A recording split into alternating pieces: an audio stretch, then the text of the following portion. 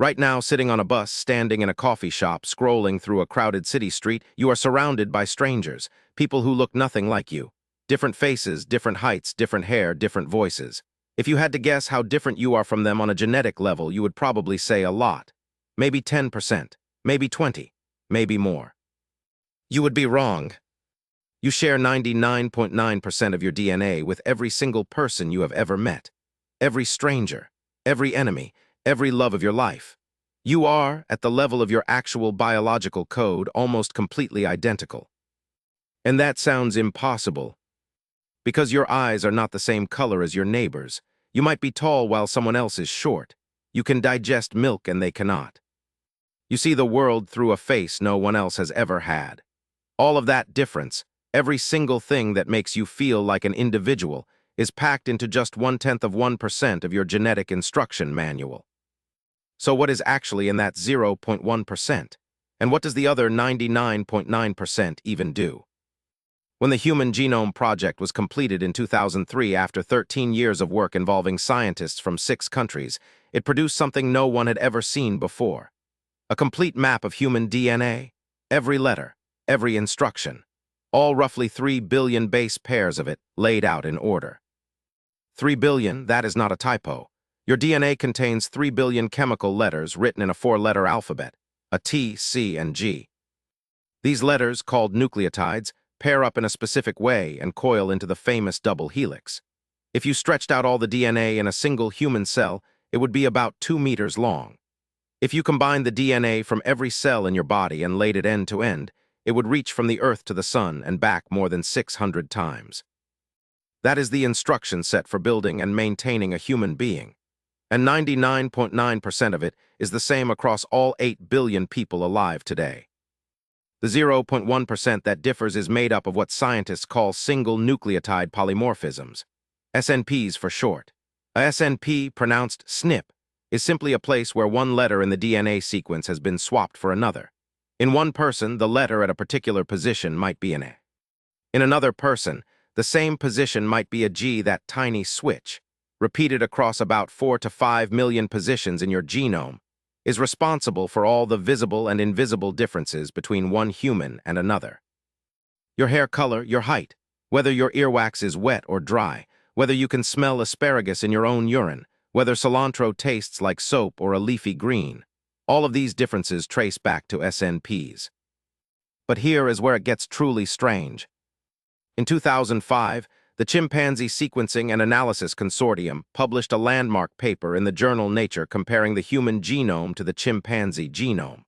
The result: we share approximately 98.7% of our DNA with chimpanzees. Our closest living relative is not just similar to us.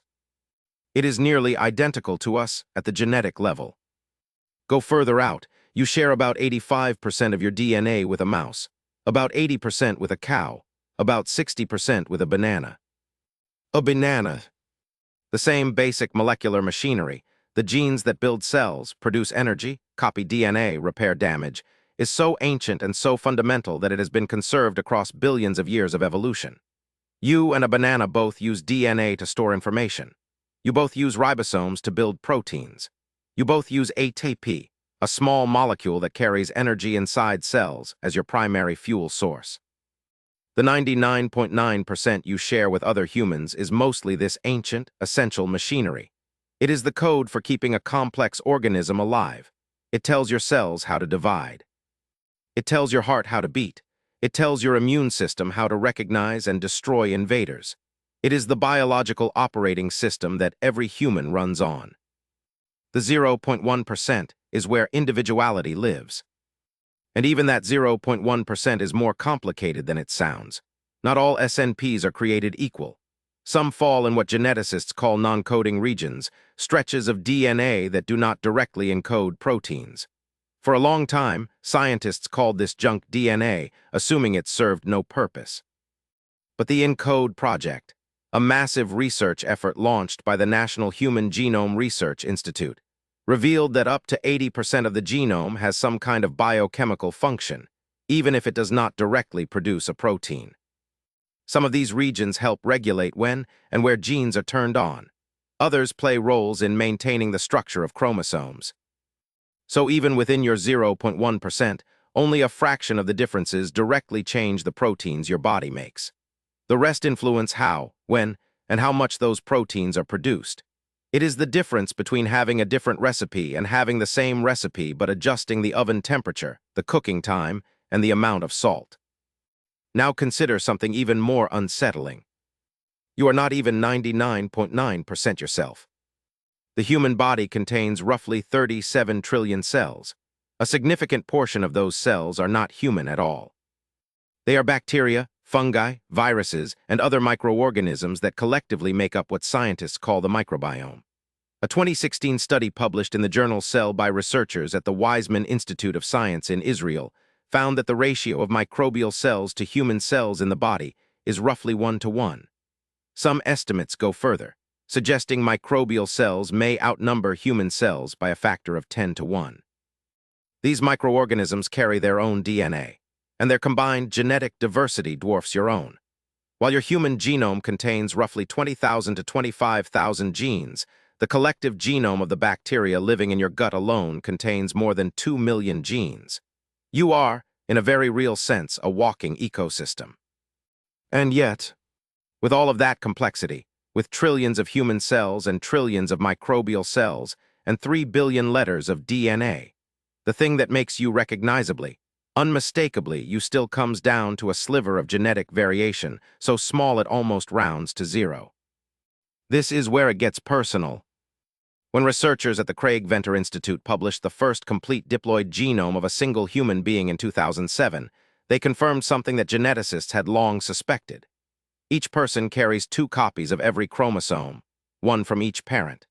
And the differences between those 2 copies, combined with the differences between you and every other person on Earth, create a unique genetic fingerprint that has never existed before and will never exist again. Unless you have an identical twin.